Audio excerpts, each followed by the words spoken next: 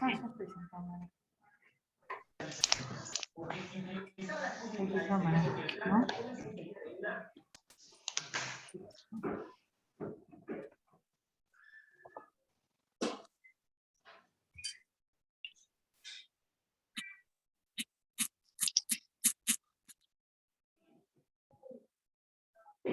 Seguridad y eficacia. Claro, ¿qué es lo que dice para vos?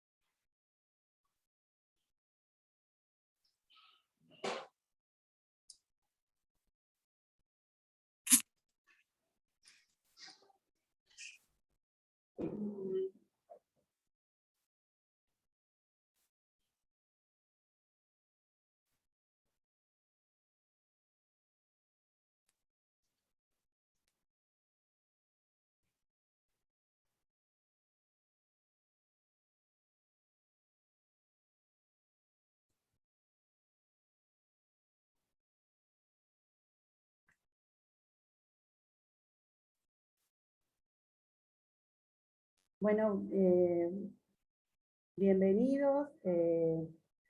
Estamos esperando que entren algunos compañeros, pero ya hoy contamos con la presencia de la licenciada Gabriela Insúa, que es nuestro cuarto encuentro del curso Acompañando a las Crianzas.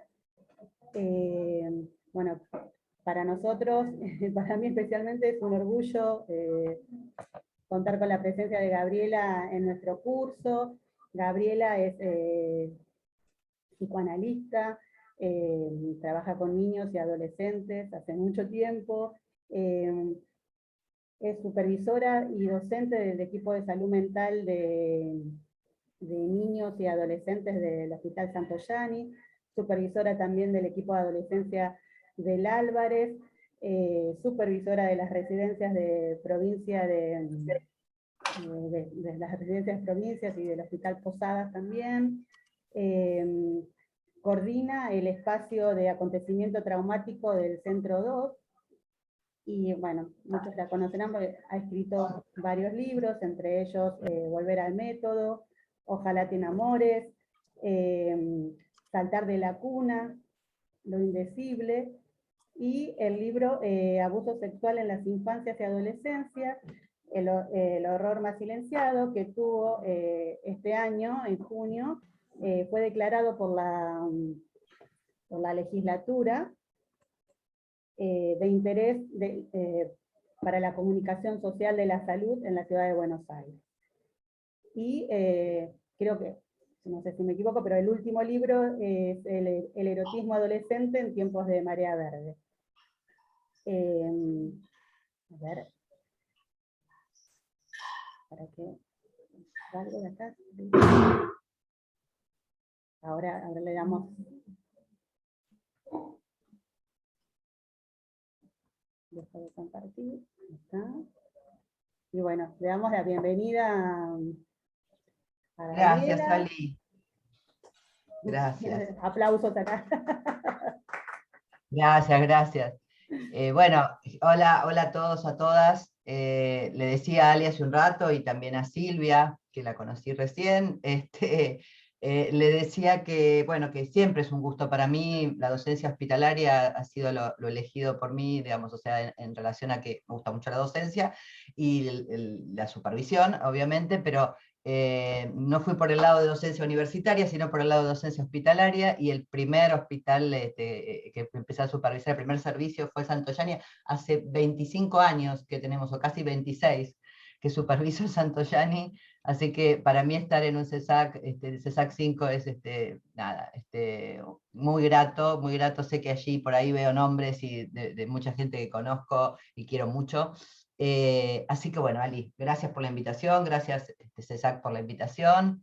Y bueno, me invitan a hablar de un tema que también me apasiona, y sobre todo estoy hablando del tema de la crianza y de esos primeros años de la vida que, digamos, a ver, son instituyentes, ¿sí? Son fundamentales. Yo titulé el encuentro Crianza en primeros tiempos de la vida, sostén y fordá. Por lo tanto, con eso lo que digo es que voy a hablar desde un marco teórico, sostén y fordá, desde un marco teórico que ahora les cuento, digamos que tiene que ver con la clínica y la conceptualización teórica de Donald Winnicott. Para mí no hay forma de trabajar con la crianza o con niñas y adolescentes sin leer Winnicott. Yo sé que acá en este ámbito estamos con colegas de otras disciplinas, ¿sí? Con profesionales, colegas de otras disciplinas. Por lo tanto, lo que digo es, Winnicott no es algo que solamente sirva para una psicoanalista o un psicoanalista, no. Winnicott Winnicott era pediatra, ¿sí? Además de psicoanalista. Winnicott es esencial para cualquiera que aborde la cuestión de la crianza y de la adolescencia, y también desde ya para la psicosis, pero bueno, pongamos el tema que estamos hoy. Como decía, mi marco teórico hoy, digamos, va a ser Winnicott y Freud, ¿sí? Eso no quiere decir que no aparezcan otros autores, pero lo digo en relación a la posibilidad de brindarles ya una bibliografía, digamos, ¿no? Que acompañe esto que estoy diciendo. Yo la realidad es que de Donald Winnicott recomiendo todo, pero fundamentalmente recomiendo, digo 2 libros porque en realidad están publicados así, que se llaman Exploraciones psicodiagnósticas 1 y 2. Después otro libro fundamental es Deprivación y delincuencia. Es un libro fundamental para todos y todas los que trabajamos con población que sabemos carenciada en muchos aspectos en lo que tiene que ver con las necesidades, ¿no? Deprivación y delincuencia se llama el libro. Por supuesto, Realidad y juego. Yo creo que esos libros son como, esos textos son como fundamentales. Después hay claramente todo lo que llega a vuestras manos. De Winnicott, léalo porque es una joya. Más allá de la conceptualización teórica, el lugar desde donde hablaba, ¿no? Un lugar sencillo, un lugar justamente, yo creo que el hecho de haber pasado por la pediatría, pero uno puede pensar, bueno, también hay otros psicoanalistas que han pasado que son médicos y sin embargo no tienen esa fluidez al hablar, él era como Dolto, digamos, alguien que de repente, François Dolto también absolutamente recomiendo todo lo que tenga que ver con ella, pero los invitaban a hablar en una radio, iban a hablar en una radio, o sea, no tenían ningún tema con esto de salir del marco del diván y del consultorio y todo lo demás. Entonces, bueno, esa es digamos, la bibliografía fundamental que les recomiendo. Después, por supuesto, pueden ir apareciendo otros, pero fundamentalmente para esta cuestión para todo lo que tiene que ver con los primeros tiempos de la vida, para mí el marco es winnicottiano. Y ya les voy a contar, digamos, entre otras cosas, por qué. Hay un concepto fundamental en Winnicott, más allá de sostén y de otros que vamos a hablar, que es el de individuo sano. ¿Sí? Él hablaba del concepto de individuo sano. ¿Y por qué es fundamental Winnicott y plantearnos esto? Porque siendo pediatra como formación primera, ¿no? Psicoanalista, se dedicaba al psicoanálisis, no a la pediatría, pero era pediatra con formación primera, como dije. Sin embargo, él en ese punto rompió totalmente con la idea de normalidad y anormalidad. ¿Sí?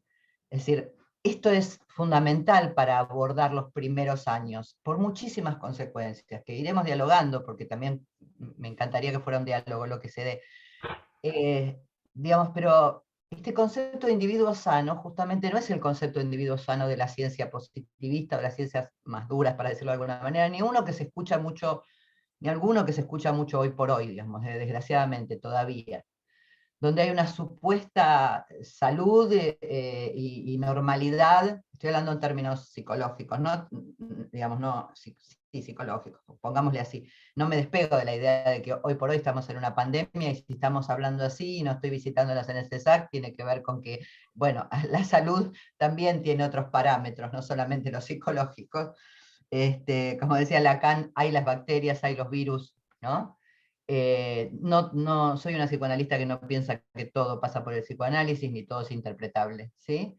Pero dentro de lo que hace a lo psi, salud, para Winnicott, y bueno, para mí también, digamos, es algo que es muy distinto al concepto de salud de la medicina, ¿sí? Entonces él intenta ir contra esta idea de normalidad y anormalidad.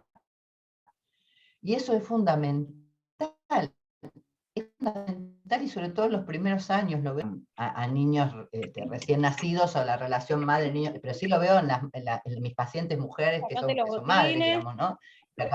Y que acaban de ser madres. Bueno, hablando de eso, hablamos de un niño ahí.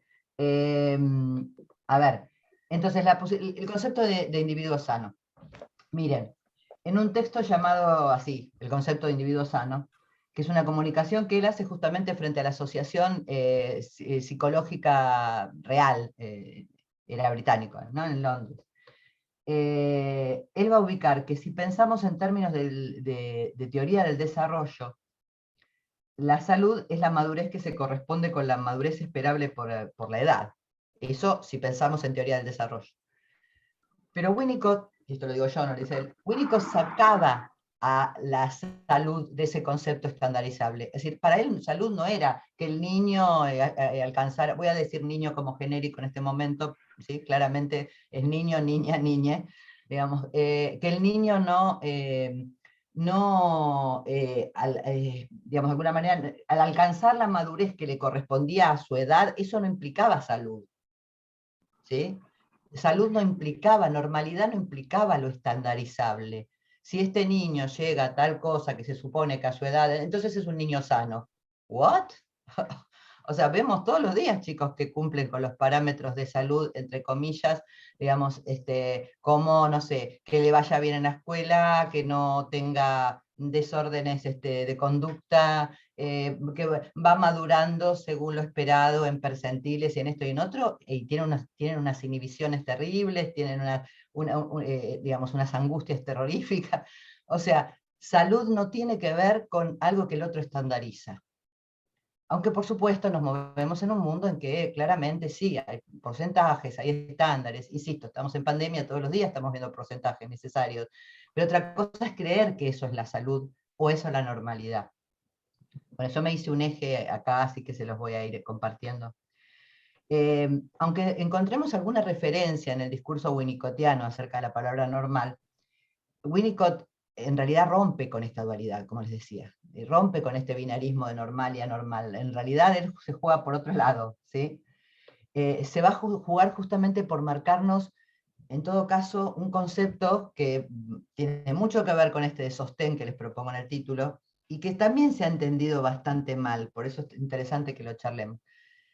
Winnicott se va a manejar con un concepto, él va a decir, se trata de lo suficientemente bueno, ¿sí? O sea, pensemos que estamos hablando de alguien, y no es que voy a hablar de Winnicott acá, voy a hablar de la crianza, pero necesito decir esto. Pensemos que estamos hablando de alguien del 1900, o sea, que escribió estas cosas de 1950, ¿sí?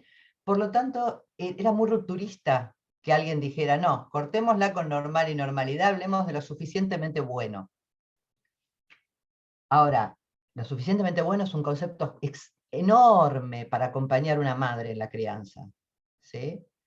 Y también para abordar, para mirar a ese niño que está creciendo, pero para acompañar a una madre en el embarazo y crianza, suficientemente bueno, es un concepto enorme, que la saca justamente de esa idea de que hay lo esperable que ella tiene que hacer, por ejemplo. ¿Ah? Ahora veamos qué quiere decir suficientemente bueno, porque no es tampoco lo que se cree comúnmente, digamos, de una frase así, ¿no? El vínculo del otro materno y el bebé es esencial en los primeros tiempos de la vida. Yo quería decirles esto también. estoy hablando de conceptos como sostén, suficientemente bueno, individuo sano, Fordá, y estoy hablando de eso en tiempos instituyentes, tiempos que son esenciales en la vida, pero yo creo que todo tiempo de la vida es esencial. Es decir, yo no creo solamente que los primeros años de la vida son esenciales, creo que todo tiempo de la vida es esencial. La adolescencia, la madurez, digamos. Ahora, es cierto que estos que estamos hablando, que ustedes están cursando en este encuentro, digamos, en estos encuentros, son instituyentes. Es decir, instituyen un psiquismo, una subjetividad. Por eso entonces tienen, además de lo esencial que puede tener cualquier momento de la vida, ¿sí? Tienen ese rol instituyente que lo hace tan, tan como, a ver, a mí la palabra que me sale es como una cosa de cristal, ¿no? En el sentido de que hay que ser tan cuidadoso en algún sentido, ¿no? Hablo de nosotros y nosotras como profesionales que acompañamos esto, ¿no? Puede ser o puede ser Yo por dije, Tandil, hasta Murión, va, no sé, algo de eso. Es lo mismo. No sé si Tandil sale a Muriondo, esa es la duda. el vínculo Creo que otro, es lo otro mismo, muy materno. parecido. Hay alguien que tiene el micrófono abierto, por fin. El vínculo otro materno y bebé es esencial entonces en los tiempos de la vida. Ahora, fíjense que dije otro materno, no dije madre. Personalmente, por supuesto es una posición, me parece que tenemos que acostumbrarnos a hablar del otro materno. ¿Por qué? Porque por fortuna, digamos, ¿no? La vida nos ha cambiado, digamos, las épocas y las transformaciones nos han cambiado mucho, y hoy por hoy sabemos que el otro materno no necesariamente es una madre, ¿sí? Digamos, sabemos que puede ser un padre el otro materno, sabemos que puede ser, digamos, alguien de una diversidad sexual, absolutamente, o sea, lo digo por el lado de la diversidad sexual, lo digo porque el lado que puede ser cis, puede ser trans, pero también lo digo porque conozco, como les digo, hace tantos años, aparte soy del conurbano, soy de Ciudadela, conozco hace tantos años la población con la que trabajamos, que sabemos muy bien que muchas veces no es la madre la que encarna el otro materno. Muchas veces es una abuela, un abuelo, un tío, una tía, una vecina.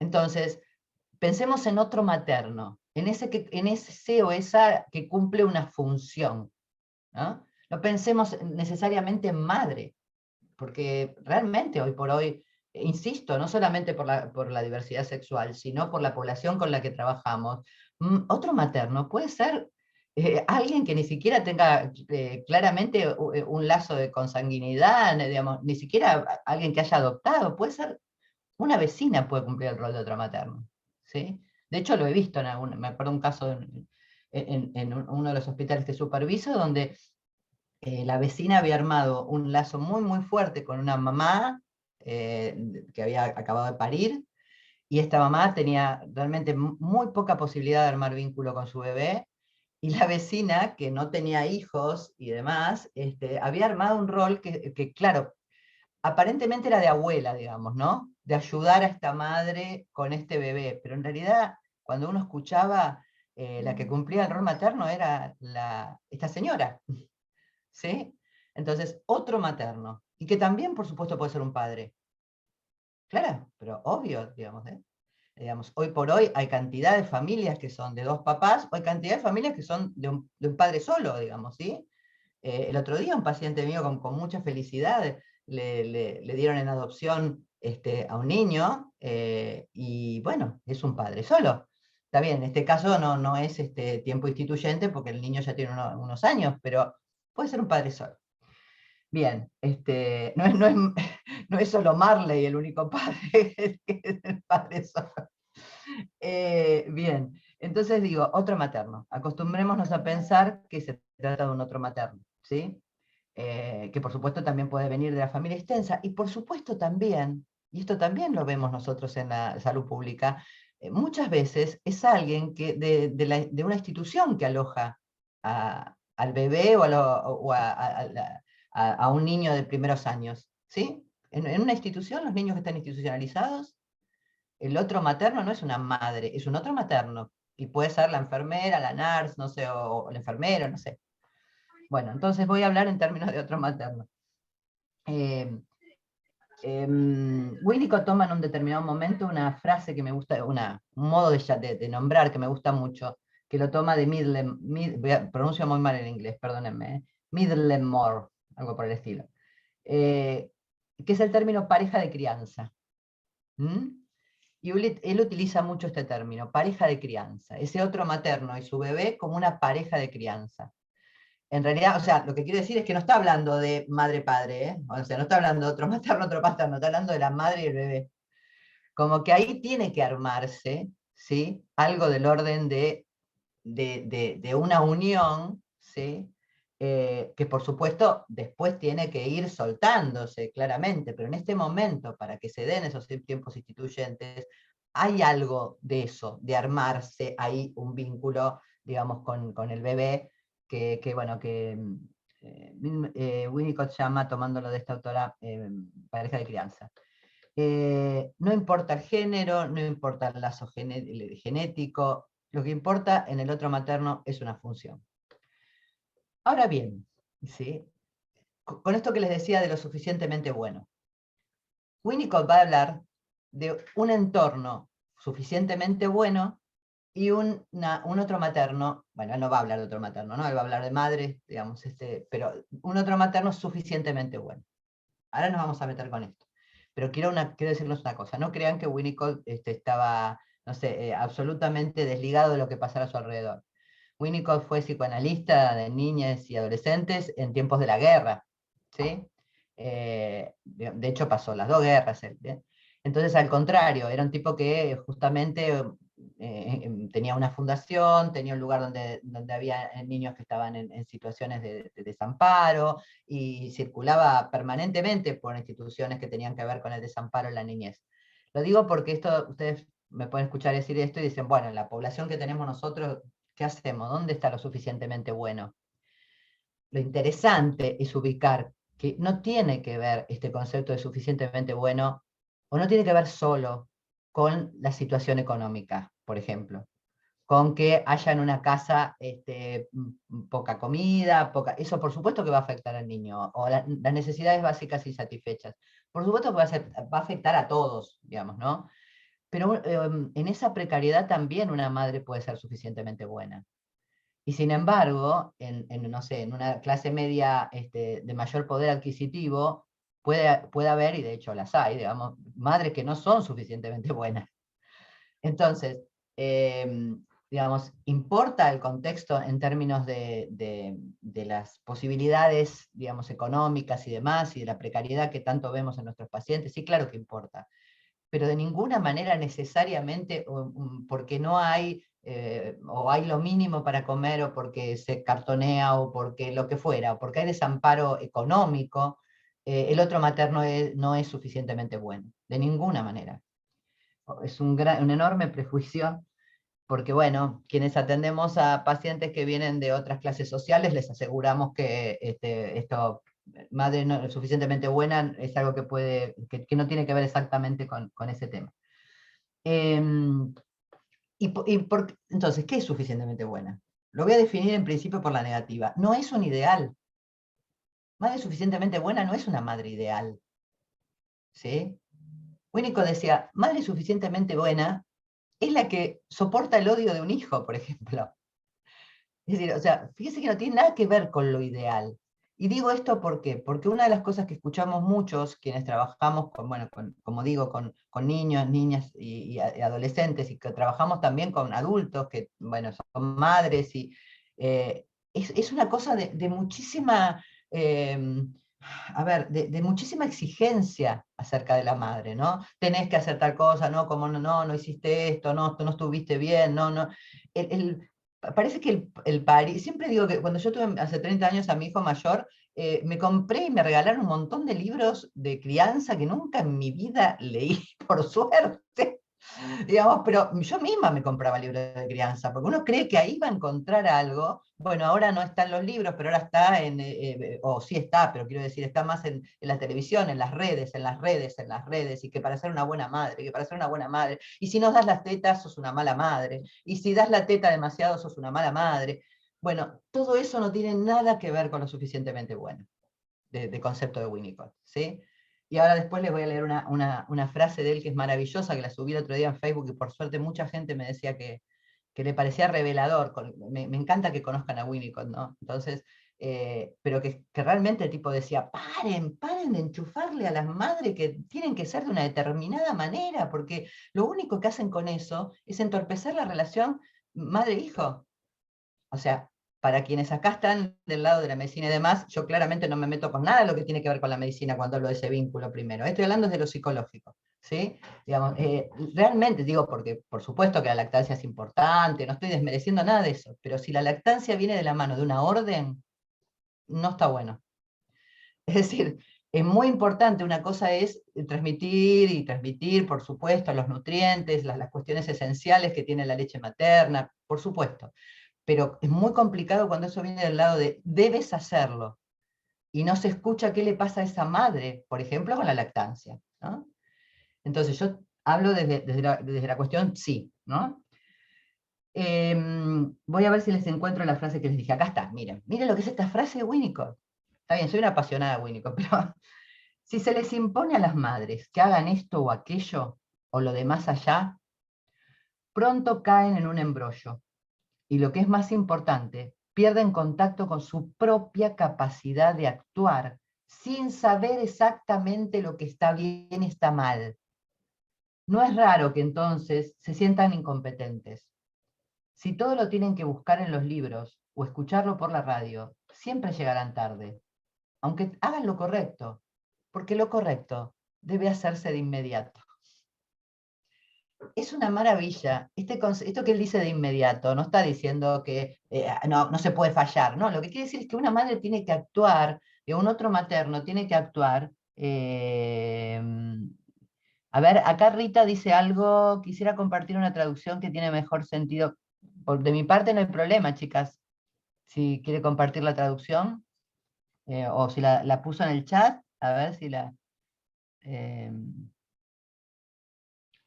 bueno, si querés, a ver, Rita, si la querés compartir. ¿Querés Rita, y compartirlo o lo pasás por el chat? No entiendo. Claro, si no, pásalo por el chat y lo leemos, como quieras. Bueno, lo que decía es, digamos, esta cuestión de lo inmediato, no me quiero perder de esto. ¿Qué quiere decir lo inmediato? Quiere decir que para que la relación otro materno-bebé sea una relación instituyente, ¿sí?, y suficientemente buena, ¿sí?, e instituyente, es necesario que la madre actúe sin saber demasiado si está bien o está mal, con alguna información, sin lugar a dudas, con información, sí, bárbaro, pero que se relacione con ese bebé en relación a algo que ahora les voy a contar, que es un concepto de otro autor, en relación a lo que percibe de ese bebé. Es decir, voy a tomar un ejemplo muy tonto, pero el bebé llora, no es muy tonto, muy importante, pero quiero decir, el bebé llora. Bueno, es importante que la madre no vaya a buscar en un decálogo, en un libro, en una radio, en la televisión. Cuando llora por hambre, el llanto es así. Cuando llora porque le duele la panza, el llanto es así. Es importante que la madre tenga una relación mucho más virginal, para decirlo de alguna manera, de información con el hijo. O sea, que pruebe, que tenga una actitud curiosa de saber qué le pasa a ese niño. Si le damos tantas coordenadas, tantas coordenadas, y desde el lugar del bebé, es muy probable que se vaya de esa función, ¿sí? Y ahí se produce algo muy complicado para los primeros tiempos de la vida. Se produce una distancia, una desafectivización muy complicada. Entonces, cuando Winnicott dice, aunque siempre llegarán tarde si siguen escuchando la radio, todo lo demás, porque aunque hagan lo correcto debe hacerse de inmediato.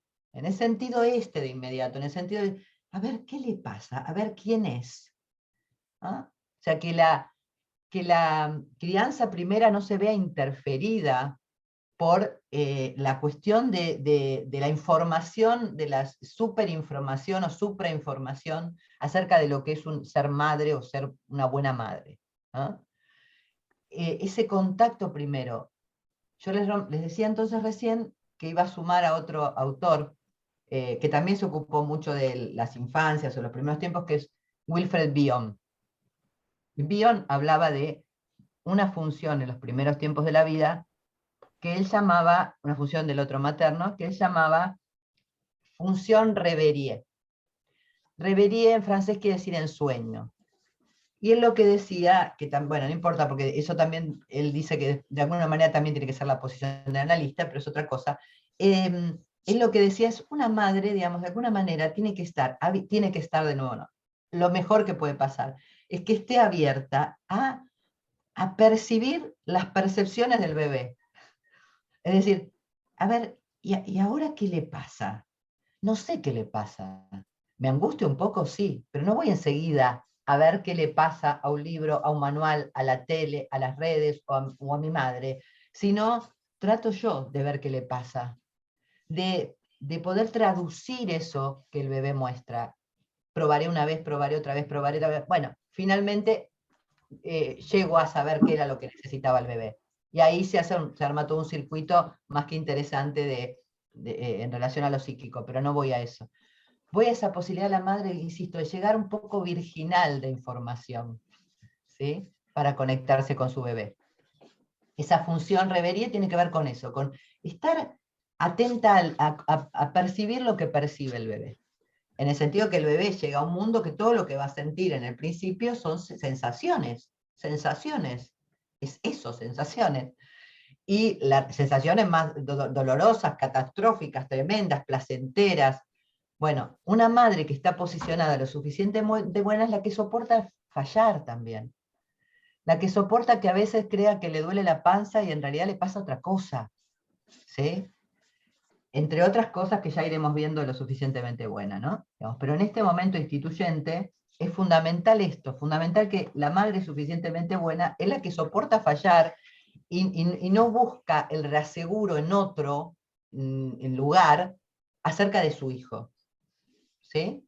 O sea, nadie, es como si dijera, Winnicott hablaba también del concepto de omnipotencia materna. Decía que estaba buena la omnipotencia materna en este tiempo, en algún sentido. Porque es como si para que la madre esté bien posicionada en su función, es como que la madre tiene que pensar, nadie lo va a conocer como yo. Si eso se instala y eso queda, tenemos una cosa terrible, que es una madre devoradora, fagocitante, perfecto. Estamos hablando de los primeros tiempos de la vida. Y los primeros tiempos de la vida es importantísimo que la madre sienta cierta omnipotencia en relación a su hijo, de que ella está conociendo y está sabiendo qué le pasa. ¿Sí? Eso no quiere decir que no reciba del médico o de los profesionales de alrededor, digamos, consejos y demás. Pero claramente es importante que ella sienta que sabe sobre ese niño, que empieza a saber, que lo conoce. Entonces es omnipotencia no en términos de todopoderosa, sino en términos de sí, sé qué le pasa, estoy sabiendo.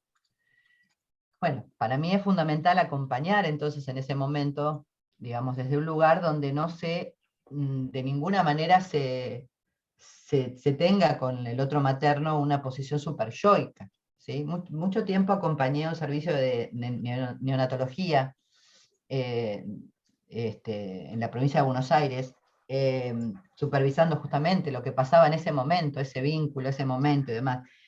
Y una de las cosas que más se veía era, bueno, por suerte conseguimos un montón de cosas porque se acercaron mucho obstetras, neonatólogos, neonatólogas, y hicimos cosas lindísimas, pero lo que se veía mucho era la cosa de no poder, hacer el enojo con la madre, ¿sí? El enojo con la madre que a veces hasta era madre adolescente, con lo cual era muy, bueno, y le saben millones de veces, madre adolescente, bueno. Enojarse con la madre en ese momento del profesional actuante no sirve para nada, obstaculiza el vínculo, lo cual no quiere decir que uno no le diga, no, para un cachito, ¿no? Pero no desde el enojo, no desde cómo puede ser que haga esto, ¿sí? ¿Cómo puede ser que no se dé cuenta que tenía hambre? ¿Cómo puede ser que no se...? No. Fundamental en los tiempos de crianza que los profesionales que trabajamos con otro materno y bebé, digamos, no estemos tomados por un deber ser, ¿no? Digamos, y por cuestiones que son rígidas, para decirlo de alguna manera. este concepto, entonces, como les decía, de inmediato, que toma Winnicott, de hacerlo, de que la madre pueda actuar de inmediato, es central, ¿no? Y como les decía, se trata de que la madre actúe desde un lugar que tiene mucho que ver con lo perceptivo, tiene que ver mucho con lo intuitivo, ¿sí? Pero no con reglas o con tips de ser buena madre. La van a obstaculizar, realmente la van a obstaculizar. La función madre, por lo tanto, digamos, va mucho más allá, como les decía hace un rato, de una cuestión ligada al sexo, al género, a lo que fuera, ¿no? E incluso la función madre también, o otro materno en todo caso, ¿sí? Hay que quitarla de la cuestión solamente edípica, a medida que va creciendo el bebé, ¿no? El bebé, el niño empieza a amar a su mamá y entonces a su papá, también hay que descalzarla de eso, es una función que va mucho más allá de eso, no es solamente lo edípico, no es solamente, digamos, va mucho más allá, tiene que ver, y ahora vemos, o lo nombramos, tiene que ver con sostén y también tiene que ver con poder soltar. Sostén y soltar, sostén y fordar.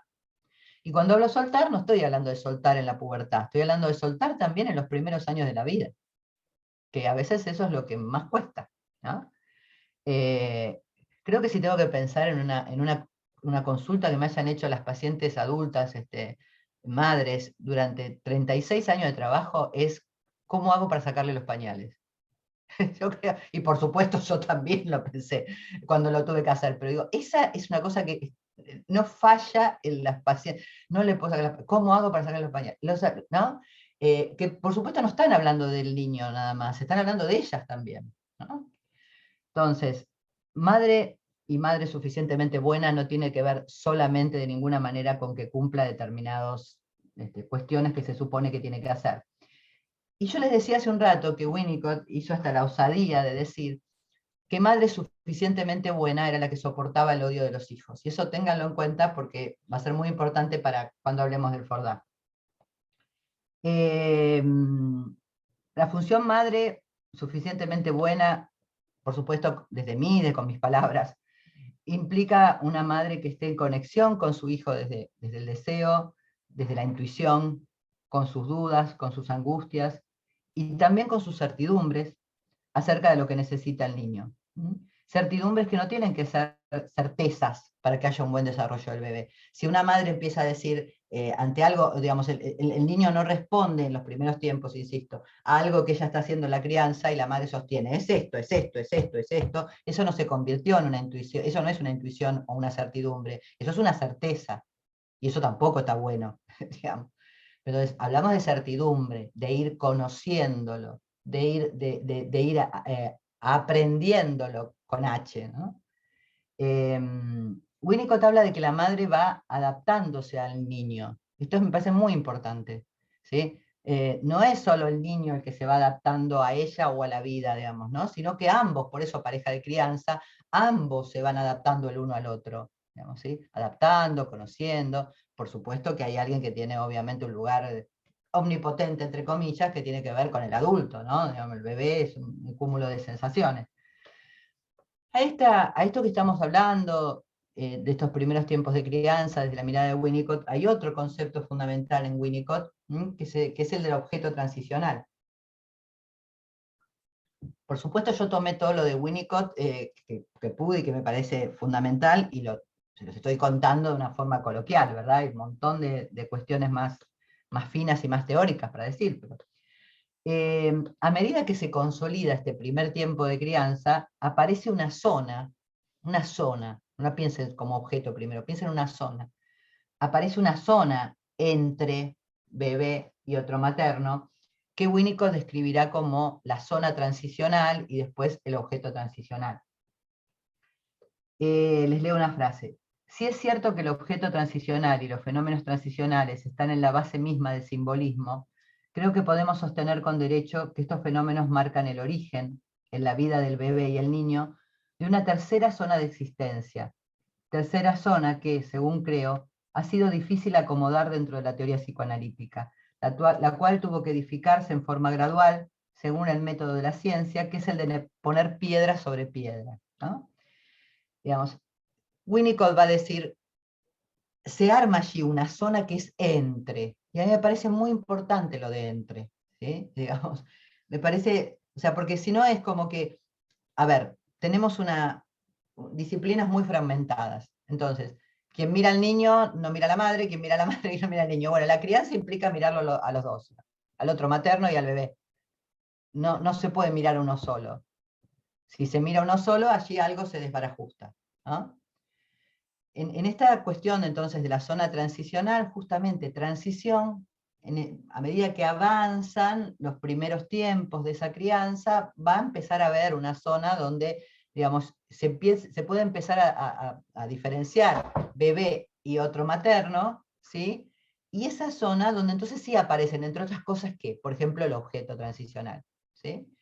Que el objeto transicional no es otra cosa, para decirlo muy simple y llano, que un objeto que por determinadas características, olores, manoseo, por ejemplo, por ser un objeto donde la madre de alguna manera puso deseo simbólicamente y demás, le funciona al niño como el tener, digamos, al otro materno, ¿sí? Pero se traduce mal cuando se piensa que el objeto transicional es la madre. No, el objeto transicional es un objeto que por determinadas características le hace sentir al bebé la función de la madre. O sea, sostén, ¿sí? Eh, esto, lo suficientemente bueno, es decir, calma al bebé, le da reaseguro, pero porque cumple esa función. Es como si fuera, es un cachito del otro materno que tengo, ¿no? O desde el bebé uno podría decir, es todo el otro materno que tengo. A las madres en el inicio nos parece que no, porque no puede ser que ese pedacito, ese peluche nos reemplace. Pero claramente lo que le importa al bebé es que se siente seguro con eso, para decirlo de algún modo. Por supuesto no es así el psiquismo del bebé, pero se siente seguro con eso.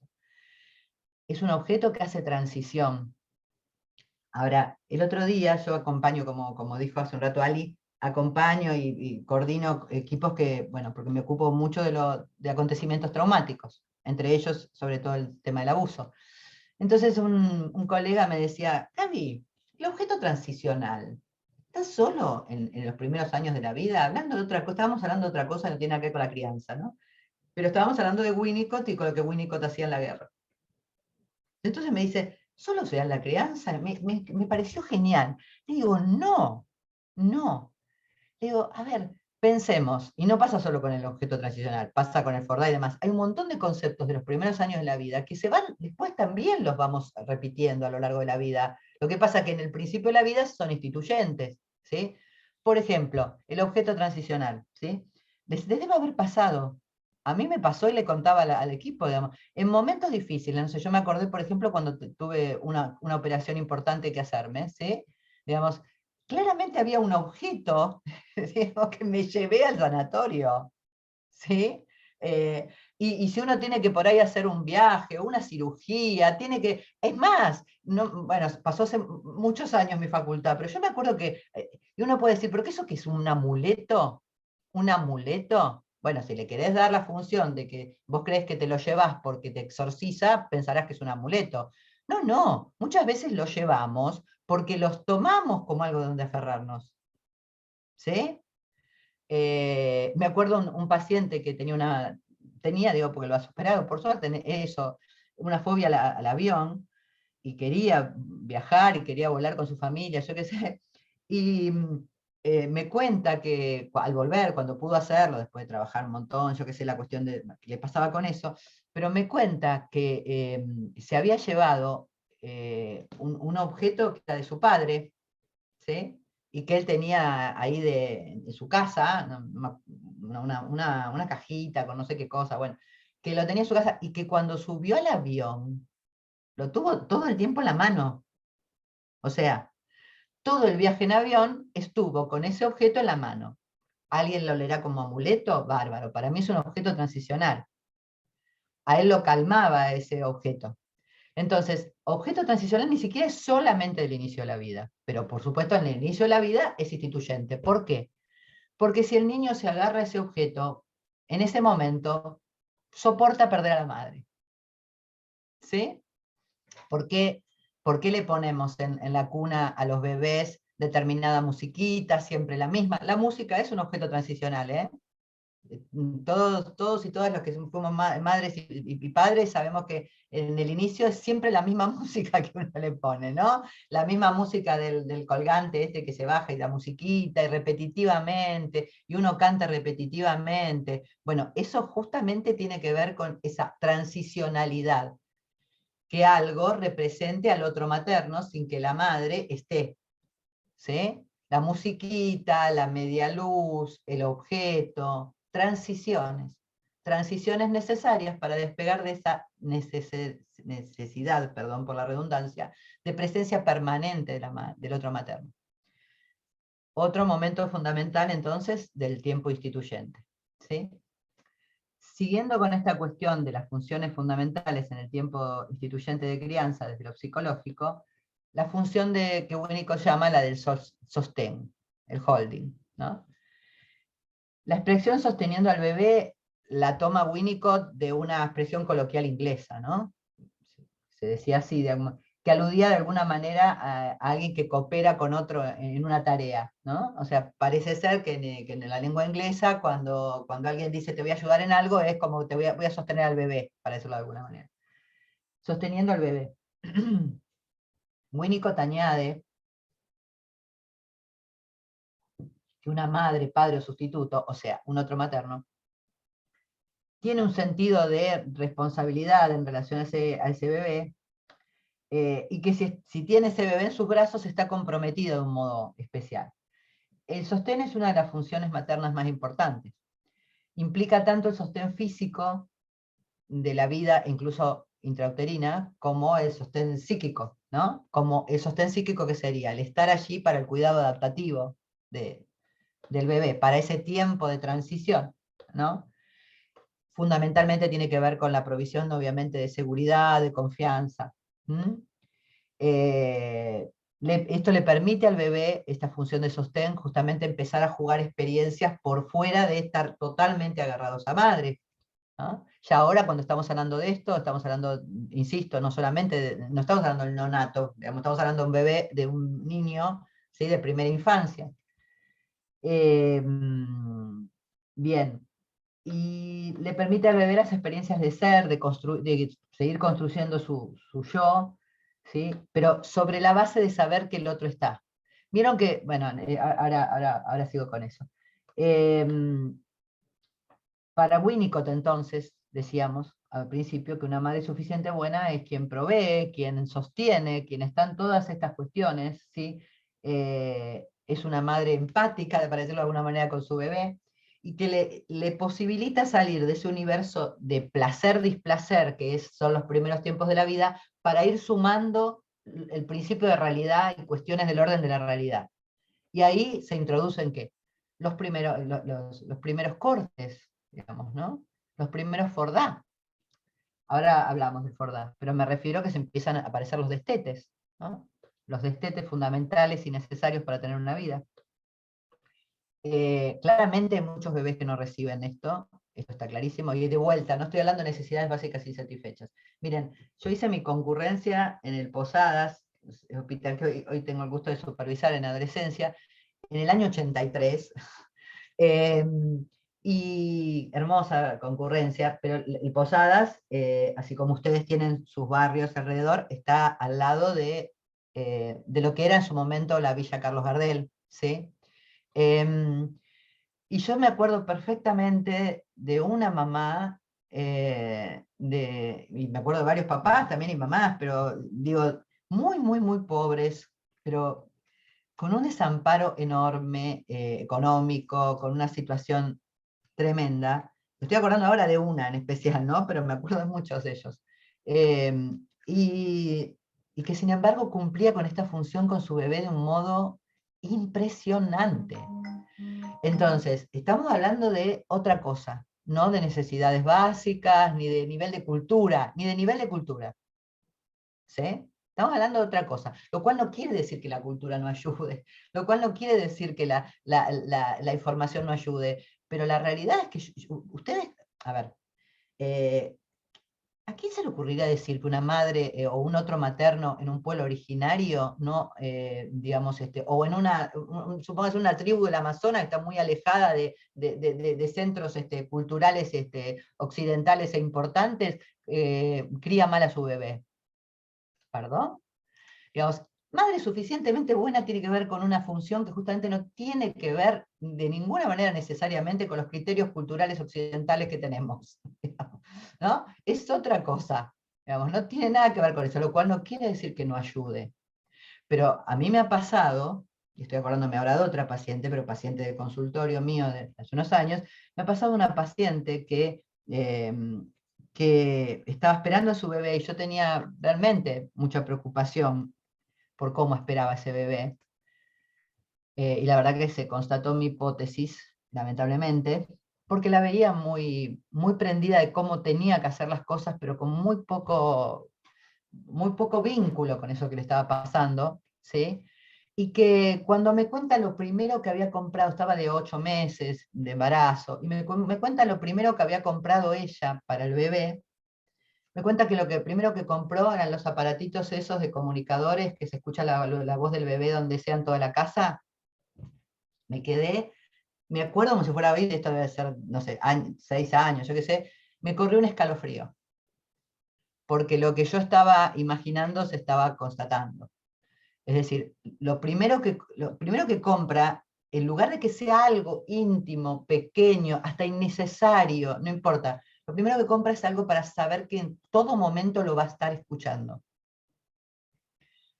Eso, en ese punto, uno podría decir, esa posición no es la suficientemente buena, ¿sí? Entonces, miren cómo no tiene nada que ver ni con poder adquisitivo, lo cual no quiere decir que no ayude, insisto, no soy utópica.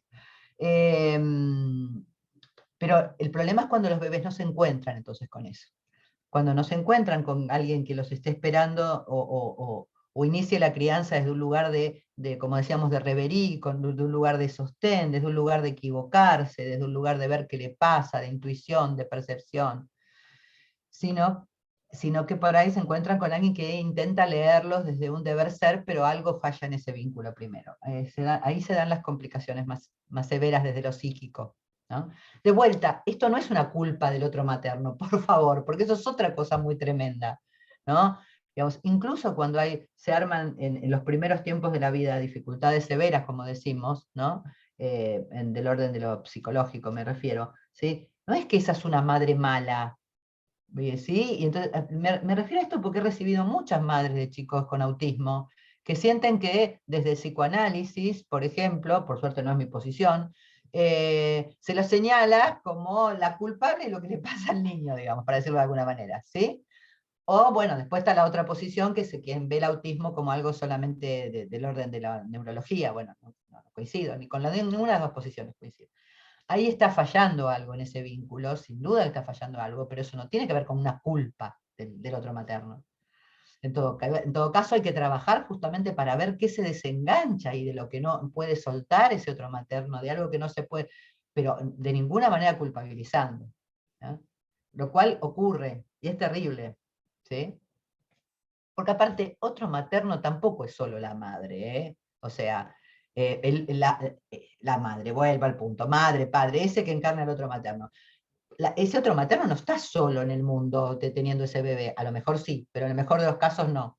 Por lo tanto, supongámonos en la cosa más tradicional, el padre también tiene que formar parte de ese otro materno en el sentido de qué vínculo tiene con esa madre.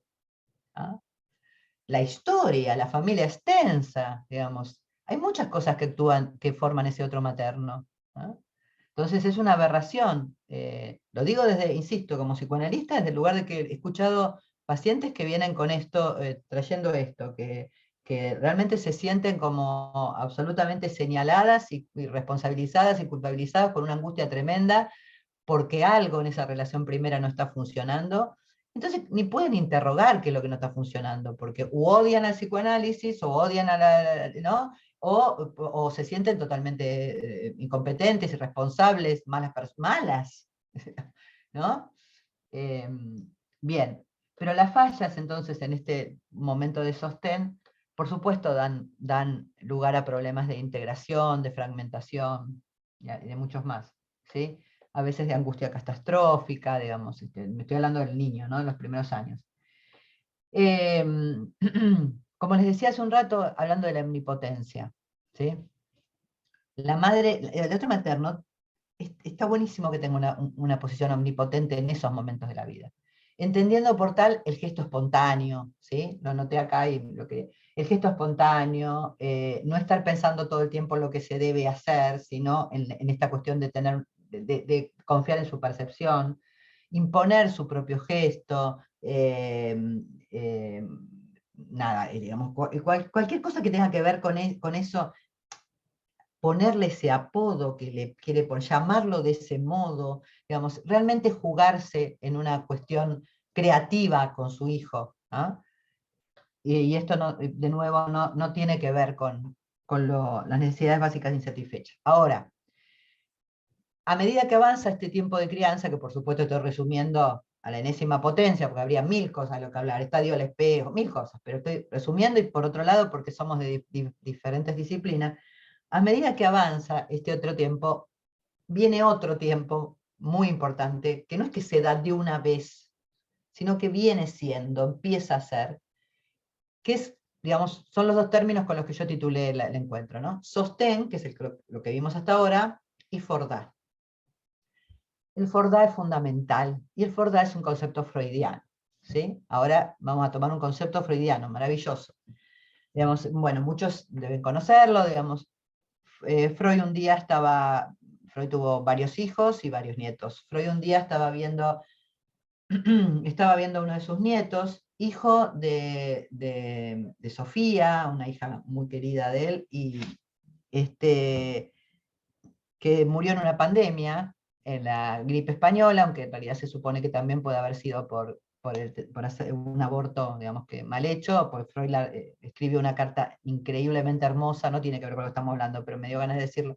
Escribió una carta increíblemente hermosa después de la muerte de su hija, hablando de quienes no, ya en ese momento hablando de quienes no aceptaban la interrupción de un embarazo y provocaban muerte. Entonces nunca se supo bien, como fue en medio de la gripe española la muerte de Sofía, nunca se supo bien o no se termina de saber si fue por un aborto o fue por la gripe española. Pero bueno, hablando de pandemia, fue en la época de la gripe española. Bueno, este niñito, de año y pico creo que tenía, o algo por el estilo, Freud un día lo ve jugando un juego, ¿sí? Que el juego era que el nene tenía un carretel de hilo, un carrete de hilo, y tenía el hilo, digamos, ¿no? Tenía el carretel y el hilo, ¿sí? Entonces el nene estaba jugando a que tiraba el carretel afuera de la cuna, estaba parado en su cuna, la baranda, tiraba el carretel afuera de su cuna y decía Fort, fuera, ¿no? Fuera. Y después lo traía y decía da, ¿sí? Conmigo, acá está. Es el mismo juego del Cuco Acatá, ¿sí? O sea, es un juego de aparecer y desaparecer. Bueno, entonces Freud dice primero, como, bueno, con esa cabeza más maravillosa que tenía, él podía observar un juego del nieto y podía sacar deducciones que uno obviamente no puede sacar. Pero él decía, espera, la madre no está, o sea, Sofía se fue en este momento. Entonces él está haciendo un juego, dice Freud, para recuperar a la madre, para pasar de la cosa pasiva de que la madre se fue sin él, a la cosa activa de que él tira, digamos, a la madre afuera. ¿Sí? El carretel es la madre. Él la tira afuera y después juega a recuperarla. Pero en una nota, esa es la formulación del Fordá freudiano, ¿sí? Ford da, entonces el niño juega en posición activa a lo que está padeciendo pasivamente, que es que la madre se había ido. Pero Freud mismo, en un pie de página, dice, pero lo que no me cierra es que la mirada más jubilosa del niño no es cuando dice da, cuando dice acatá, sino cuando dice Ford, afuera. Él lo deja así. Dice eso nada más, genialidad, porque el tipo mismo pescó que podía haber ahí una diferencia con lo que había teorizado primero. Él lo deja así, Lacan lo toma. Y Lacan dice, qué genialidad esto de Freud, y dice, claro, es que el tema es que el carretel no es la madre, y el chico juega a que la madre se vaya y la retenerla. El carretel es él. que sale por fuera de las barandas de la cuna. Por eso el júbilo es decir fort. Por eso el mayor júbilo es cuando dice, como el mayor júbilo cuando los chicos juegan al cuco, a catá, es cuando se esconden. Entonces, Lacan consigue ubicar algo que es fundamental, y es que ser descubierto es maravilloso, por supuesto, pero poder esconderse un poco del otro, poder cortar un poco del otro, es fundamental, instituyente, necesario. ¿Sí? Es decir, es necesario, el Fordá no es algo que se hace, no sé, más grande, o que sea, el Fordá el niño lo va empezando a hacer a medida que empieza a curiosear el mundo y va haciendo cosas que el otro le dijo que no podía hacer. La mentira es un Fordá, por ejemplo. ¿Sí? Ir a tocar eso que me dijo mamá que no podía tocar es un Fordá. Ir más allá del otro sería Fordá. Poder desprenderme del otro. El Fordá es un desprendimiento, el Fordá es un separarse. Y en la crianza, en los primeros años de crianza, también es muy importante, así como hubo el sostén, que haya la separación. Por eso, tomándolo de suficientemente buena, cuando Winnicott dice, madre suficientemente buena es la que soporta el odio del hijo, es porque la madre que soporta el odio del hijo es la que soporta el Fordá, la que soporta que el hijo se le separe. Una madre que quiere ser solamente buena para un hijo, ¿sí?, no soporta ninguna separación del hijo. Son esas madres fagocitantes que se los agarran, que siempre les parece demasiado chiquito, no, todavía no, no, todavía no. Entonces, no están ayudando a esos movimientos que el bebé tiene que hacer. Me ha pasado muchísimo, muchísimo con chicos que tienen dificultades en el habla. Dificultades para empezar a hablar. Y me estoy acordando ahora de un caso que había sido diagnosticado con TEL. Yo les pasaría, esto hace 3 años que tuve el diagnóstico de TEL, cuando tenía, me consultó una madre, ¿no? Cuando tenía 3 años y pico, 4. Bueno, les podría pasar a la chiquita ahora de 6 años, para 7, sí, más o menos, les podría pasar, habla como es un loro hablando, psíquicamente, o sea, no tiene ningún atisbo de ninguna psicosis ni nada que se le pareciera. Fue diagnosticada con TEL en una clínica absolutamente especializada en TEL. En TEL. Bueno, en cambio, si uno veía el contexto de esa familia, se daba cuenta de lo que estaba pasando. Cuando esta madre me consulta, lo que trabajo yo con ella, yo no trabajo con la criatura, trabajo con ella.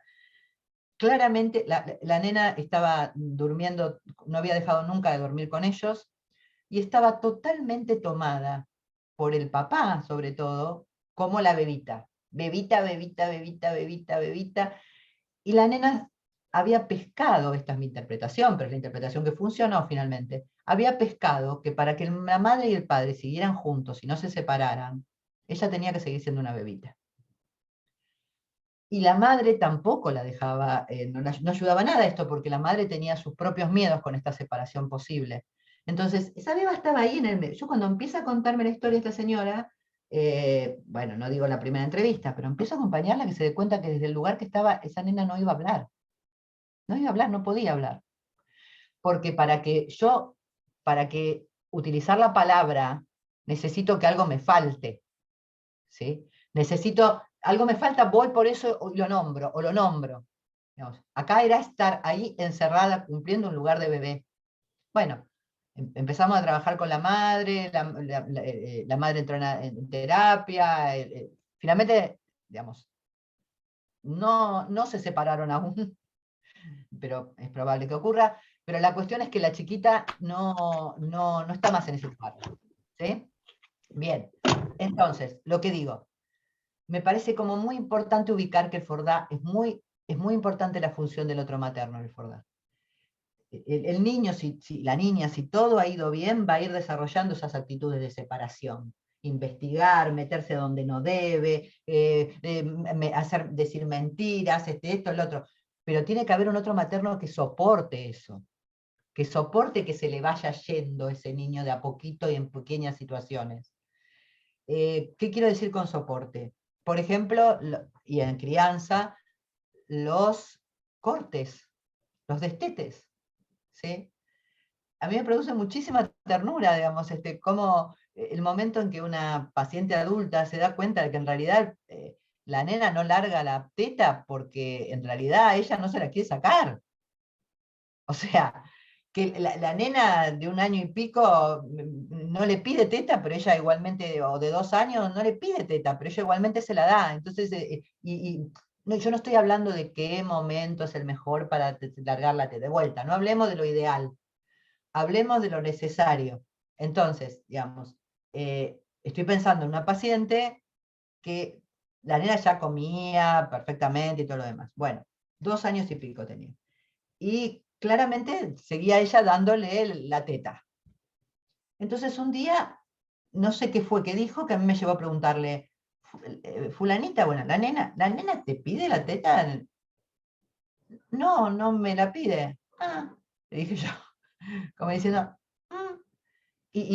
Y por qué, bueno, se las hago corta, digamos. Claramente no era ya ni una indicación bueno, ella no era que estaba en alguno de los, digamos, de los lugares profesionales que insisten en una lactancia muy larga. La verdad que no era ni una cuestión ideológica, era algo que ella no podía cortar. Cuando yo le introduzco esto de que la nena no lo está pidiendo ya, ella registra que en realidad quien no podía sacarle la teta era ella. Tiempo después empezó a dársela solamente a la noche y tiempo después directamente dejó de dársela. Pero entonces, ese momento de destete es fundamental y es muy doloroso para la madre. Bueno, para la madre, para quien la lactancia ha sido un momento bello, ¿no? Hay madres que no se enganchan nunca con la lactancia. Está bien. Pero para quien ha sido un momento bello, bueno, ese momento es duro, porque por otro lado, también es duro porque claramente ya el bebé deja de ser un bebé. Bueno, el tema de los pañales es otro fordá, pero que tiene que habilitar el otro materno y el otro paterno, lo tienen que habilitar, porque si no todo está puesto al lado del niño, no me deja los pañales. No es así, no es no me deja los pañales. Es el otro el que tiene que decir no hay más pañales, con todo lo que eso implica. Todos los, insisto, quienes acompañamos, tenemos hijos, acompañamos crianza, sabemos lo que implica, y que te cae en un lado, y que te cae en el otro, y que esto, el otro, sí, son días y semanas muy inciertas, pero la realidad es que es absolutamente necesario, digamos, ¿sí? Y esos son fordá.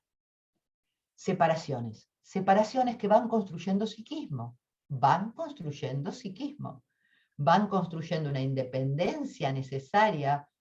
No olvidemos, esto Lacan lo dice y Freud ya lo había dicho, Freud lo nombra como desamparo, Lacan lo nombra como prematuración, que somos el cachorro humano, digamos, el cachorro humano es el que nace más prematuro. Cualquier cachorro de animal a la noche o a la mañana, o en la mañana siguiente, puede estar buscándose algo de comer. Nosotros tenemos muchos años de prematuración. Entonces, pero esa prematuración, ¿sí? Va teniendo pequeños fordá y pequeños cortes que son la crianza. Eso también es crianza. Criar no solo es sostener, criar es poder permitir que el bebé se vaya constituyendo con sus propios movimientos. ¿Sí? A ver, no sé, desde cómo come, ¿no? Esta cuestión de que necesariamente tiene que ser de una manera, o sea, de vuelta, digamos, permitir los pequeños movimientos del niño, permitir digamos, el gusto del niño, que puede ser muy diferente al nuestro, ¿sí? Y dar lugar a eso también es ser un otro materno suficientemente bueno. ¿Mm? Y como les decía, que se genere, soportar el odio del hijo. ¿Por qué? Porque cuando uno va a tener que poner límites, ¿sí? Claramente va a aparecer el odio en el hijo. Madre suficientemente buena también es la que soporta eso. Soporta eso quiere decir, y sí, me vas a odiar. Y sí, me vas a odiar. Te tengo que sacar esto no, me vas a odiar. ¿Sí? Te tengo que llevar a vacunar, sí, me vas a odiar. Sí, no te voy a dar más teta, me vas a odiar, sí, no te voy a sacar los pañales, me vas a odiar, y tantas cosas más. ¿Sí? Entonces no tiene que ver con un concepto de bondad, digamos, de ninguna manera. Pero como digo, me parecía fundamental cuando Ali y las compañeras de CESAC me invitaron, me parecía fundamental pensar que crianza, desde lo psicológico, en los primeros años de la vida, tiene que ver con muchísimas cuestiones, pero con estos dos conceptos fundamentales: sostén y fordá. Es decir, alojar, y de todas esas maneras que ya estuvimos viendo, y también acompañar a las partidas, a las pequeñas partidas. A veces hay una, como me dedico mucho a adolescencia, ¿no? A veces leo que la adolescencia, yo siempre digo que la adolescencia es un gran tiempo de fordá, es un gran fordá la adolescencia, ¿sí? Me retiro del otro, me salgo de la cuna. Por eso uno de mis libros se llama Saltar de la cuna, ¿sí? Es sobre adolescencia, pero salto de la cuna, perfecto. Pero para que se dé eso en la adolescencia, tiene que haber habido cientos de pequeñas partidas en los años anteriores. Que elija un color y no elija otro, que yo pueda elegir esto y no elegir esto, que pueda decirle a mi mamá, mi papá, no quiero ir a, no sé, a vóley, no me gusta el vóley, que pueda elegir qué ponerme de ropa, ¿sí? Bueno, pero estoy hablando de cosas banales, pero en realidad ahí también se ven esos pequeños fordá, y también en los fundamentales, ¿no? Digamos, por ejemplo, me acuerdo de algo que me decía una paciente un día, venía indignadísima. No puede haber pasado cualquiera, venía indignadísima. Re linda relación con el hijo, todo bien. Pero el hijo, a los, no sé, no me acuerdo qué edad exactamente, póngale 5 años, bueno, habían ido a una fiesta, ella tenía mucha bronca con la cuñada, detestaba a la cuñada era un personaje detestable para ella, ¿sí? Bien, cuestiones de ella. Al pibe no le pasaba lo mismo con su tía. Bueno, entonces, va a una reunión, y ella vino angustiadísima con eso que les digo, ¿eh? Va a una reunión familiar y el nene apenas ve a la tía, dice, ¡tía! Y se va con la tía, y yo qué sé, bla, bla. Por supuesto, el pibe también había pescado la bronca que la madre le tenía a la cuñada, y le encantaba hacer rabiar a la madre, me parece, ¿no? Pero más allá de eso. Más allá de eso, la cuestión es que en un momento ella le dice, vení, vamos a tal lado, y el nene dice, voy con la tía. Bueno, digamos, también había angustiadísima, ¿sí? Por todo lo que se le jugaba a ella. Pero ahí, cuando el niño le dice, voy con la tía, es un fordá. No tomo lo tuyo, voy por otro lado. No veo a la tía igual que la ves vos, voy por otro lado. Miren en cuántas cosas hay fordá. Pero en cuántas cosas justamente uno tiene que soportar el fordá. En el sentido de que esa paciente, bueno, por suerte lo hizo, pero tuvo que soportar la angustia que le produjo, pero lo dejó ir al niño con la tía.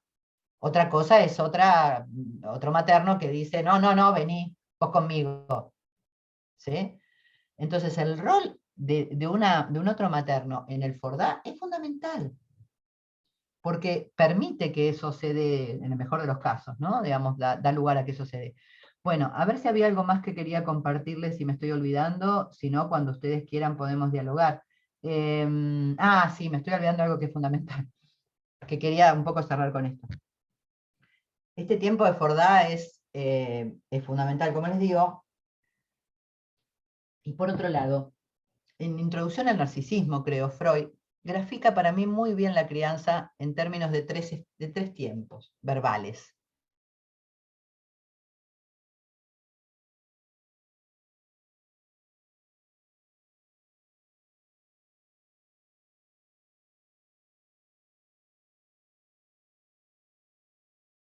Cuando llegamos a la vida, no amamos, porque no tenemos posibilidad psíquica de eso. Nos aman, ¿sí? Nos aman, y pongan el verbo que quieran.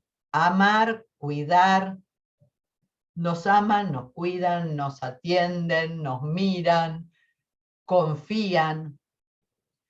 Dice, después tiene que pasar una inversión, en el sentido de que, porque el otro me amó, voy a tomar solo el verbo amar ahora, o cuidar, porque el otro me cuidó, yo aprendo a cuidarme, ¿sí? El reflexivo, el otro me cuidó, yo aprendo a cuidarme, y entonces en algún momento podré cuidar. Me cuidaron, me cuido, puedo cuidar. Ese trayecto no se sostiene si no hay confianza en el bebé, en el niño, en el hijo, en la hija, en el hije. si no hay confianza, si el otro no confió en mí, también para mis movimientos de Fordá, ¿sí? Es imposible que aprenda a confiar en mí, y es imposible también que pueda confiar en otro. Si hay algo que vemos, y mucho en la clínica con adolescentes, yo por lo menos lo veo muchísimo, es justamente la poca confianza que los y las adolescentes tienen sobre sí mismos. Y a mí me parece que esto tiene mucho que ver con la poca confianza que le tuvieron. Digamos, no les han enseñado demasiado a confiar, y tampoco el otro es muy confiable, está claro, ¿no? O sea, tantas veces yo no puedo pretender de que una chiquita abusada confíe en el otro. Eso también lo dialogo mucho en los lugares de formación con colegas analistas, ¿no? Digamos que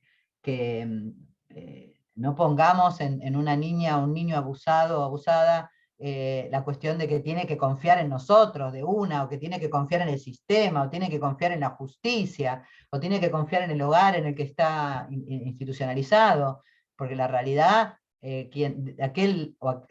bueno, generalmente saben que son el 90 y pico % de las veces son hombres quienes abusan, aunque obviamente mujeres, de quien esperaba el amor o de quien esperaba el cuidado le vino todo lo contrario. Entonces, claramente no es que solamente tiene que ver con que no haya habido confianza en esto de la crianza, sino que muchas veces es un acontecimiento traumático como el abuso o la violencia lo que hace que alguien se transforme en alguien que no puede confiar.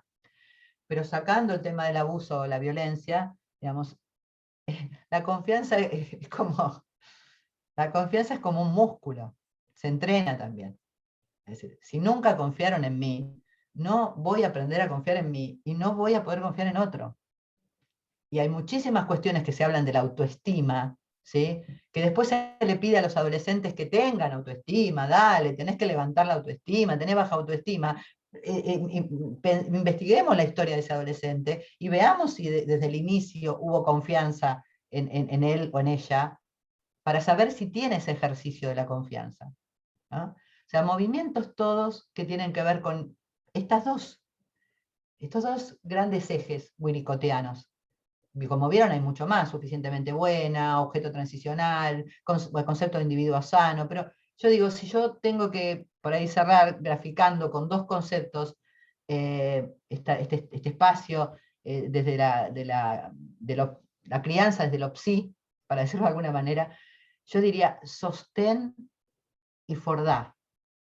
Acompañar a instalarse en la vida, armar un psiquismo y acompañar a que ese psiquismo siga creciendo, acompañando también a la partida, a las pequeñas micropartidas que terminarán haciendo que un día esté el nido vacío.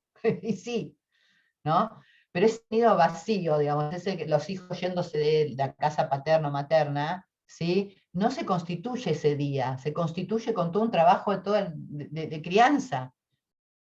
Trabajo compartido, ¿no? Digamos, no solo del otro materno, por favor, pero aparte no solo compartido, insisto, con el padre, digamos, o con otra madre, sino digamos, también con el niño que va creciendo. No perder de vista que ese bebé, ese niño, es un sujeto. Ni que hablar de que no perder de vista que es un sujeto de derecho, ¿verdad?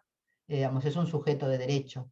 Pero además de que es un sujeto de derecho civil, es un sujeto, quiere decir que a medida que vaya armando una estructura psíquica, tendrá sus propios gustos, sus propias ganas, ¿sí? No tiene por qué querer comer lo que a mí me gusta comer. Nunca me voy a olvidar la primera indicación que me hizo el pediatra de mi hijo, que fue su pediatra un pediatra que también era médico del Posadas, un querido amigo a esta altura, un pediatra que bueno, lo atendió desde el mes, nos acompañó desde el mes hasta los 17 años de Santiago, digamos. Y me acuerdo que Santiago nació en marzo, entonces yo tengo 2 hijos, Santiago y Luján. Luján tiene 14 y Santiago tiene 30. Y me